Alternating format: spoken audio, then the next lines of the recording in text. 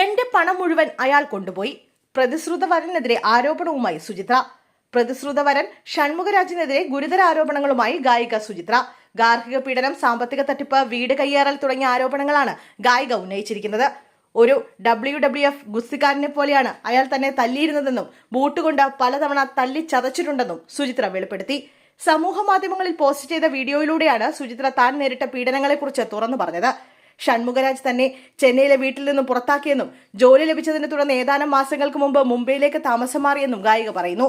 ഷൺമുഖരാജിന്റെ ചിത്രവും സുചിത്ര സോഷ്യൽ മീഡിയയിലൂടെ പങ്കുവച്ചിട്ടുണ്ട്.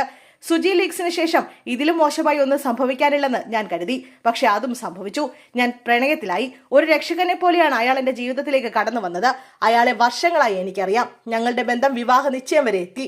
എന്നാൽ എനിക്ക് അയാളിൽ നിന്ന് പലതവണ മർദ്ദനമേറ്റു. ബൂട്ടിട്ട് അയാൾ എന്നെ പലതവണ ചവിട്ടി. ഞാനൊരു മൂലയിലിരുന്ന വാവിട്ട് കരയുകയും മർദ്ദിക്കരുതെന്ന് അപേക്ഷിക്കുകയും ചെയ്തു. ആദ്യ ഭാര്യ കാരണം അയാൾ തകർന്നു പോയെന്നാണ് എല്ലാവരും പറഞ്ഞത്. പക്ഷേ അയാൾ വിവാഹമോചനം നേടിയിട്ടില്ലെന്ന് ഞാൻ പിന്നീട് മനസ്സിലാക്കി. എന്റെ മുഴുവൻ പണവും അയാൾ കൊണ്ടുപോയി, സുചിത്ര പറയുന്നു. യുവാവിനെതിരെ കേസുമായി കോടതിയെ സമീപിക്കുമെന്നും തന്റെ പണം തിരികെ ലഭിക്കുന്നവരെ പോരാട്ടം തുടരുമെന്നും സുചിത്ര വ്യക്തമാക്കി. ഗായിക, റേഡിയോ ജോക്കി എന്നീ നിലകളിൽ ശ്രദ്ധ നേടിയ സുചിത്ര 2017 തമിഴ് സിനിമകളിൽ വലിയ കോളിളക്കമാണ് സൃഷ്ടിച്ചത്.